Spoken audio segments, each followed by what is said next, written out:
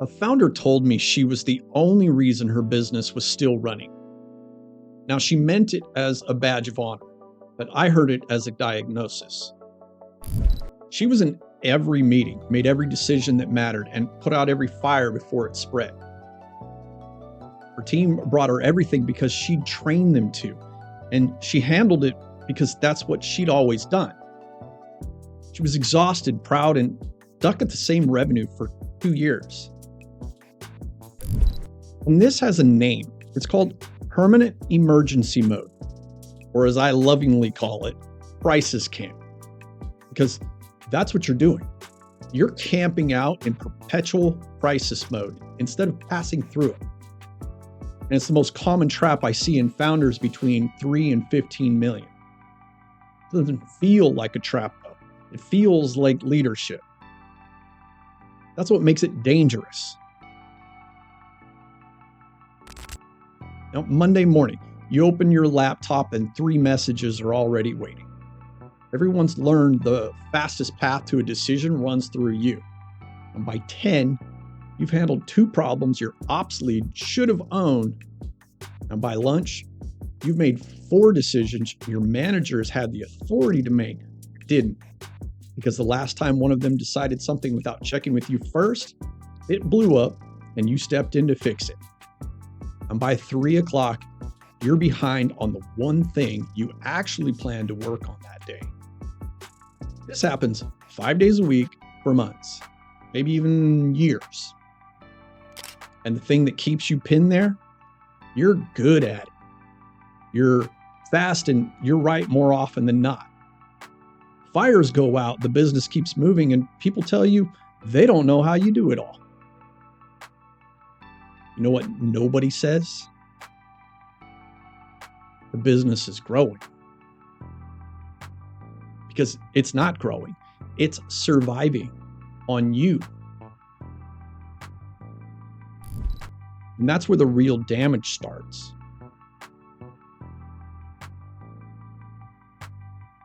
Permanent emergency mode or crisis camp's hard to spot. Every symptom looks like something good. Founder in every meeting? Looks like engagement. Team always moving? Looks like hustle.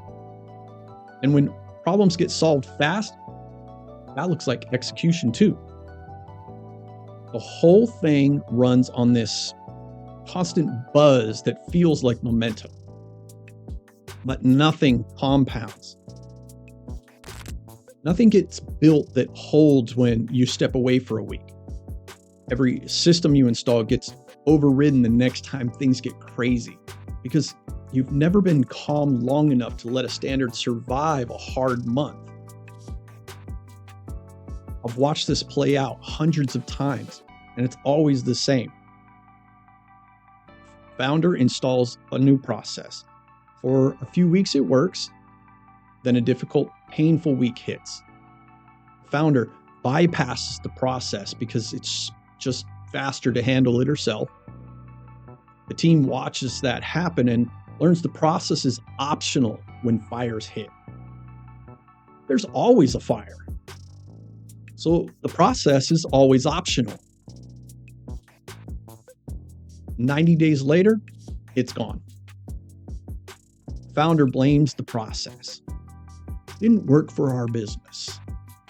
The process was fine. She couldn't leave it alone long enough to find out.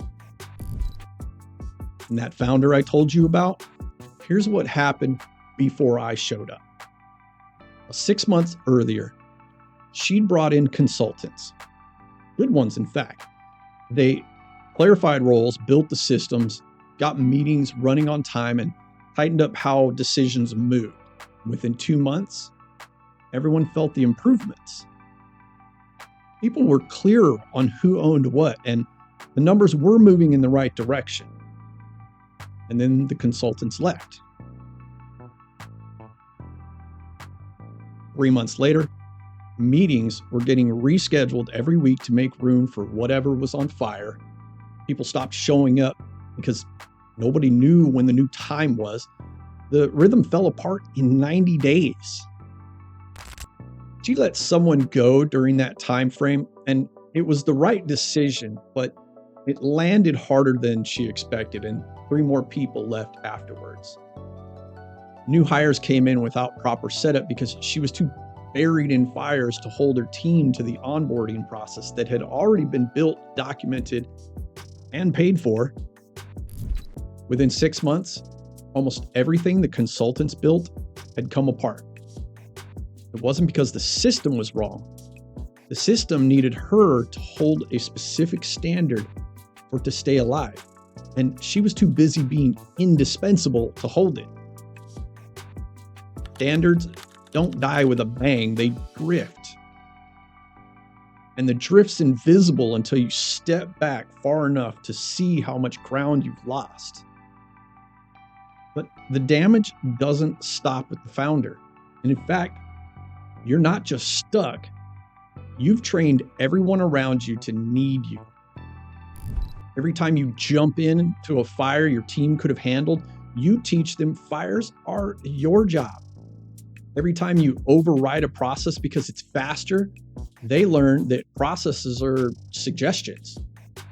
And when you make a decision someone else owns, they learn fast that ownership's not real. After a while, nobody tries. The people who figured that out first, your best ones, they leave not because they're disloyal, because there's nothing to grow into. They looked around and they realized this business has one leader and everyone else is support staff. And they moved on.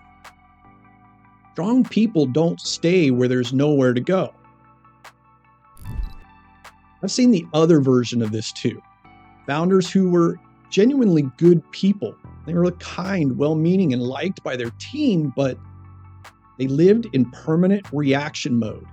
There was no direction beyond the next fire, no development for the people around them. Good people came in, they figured out fast that nothing was going anywhere, and they left. The business didn't collapse in one moment, it just stopped attracting the kind of people who makes things grow. Okay, so you can see the pattern, but seeing it won't change anything. There's something underneath permanent emergency mode that keeps the whole cycle running. And until you see it, nothing I've said will stick. Every standard you've ever set in your business, every process, every meeting rhythm, all of it only works if it holds when things get difficult. Not when things are calm, because when things are calm, everything works. Even bad systems look functional on a good week. A real test is pressure. I need you to sit with this for a second. A standard that bends under pressure isn't standard. It's a preference. Preference is something you follow when it's convenient. Standard is the thing you hold when it isn't. If your weekly meeting gets canceled every time something urgent comes up, it's not a meeting rhythm. That's a suggestion. The hard conversations only happen when things are smooth. Those aren't hard conversations. They're performances you put on when there's room for them. Permanent emergency mode survives because the standards were never real. They held when things were easy and dissolved the second things got difficult.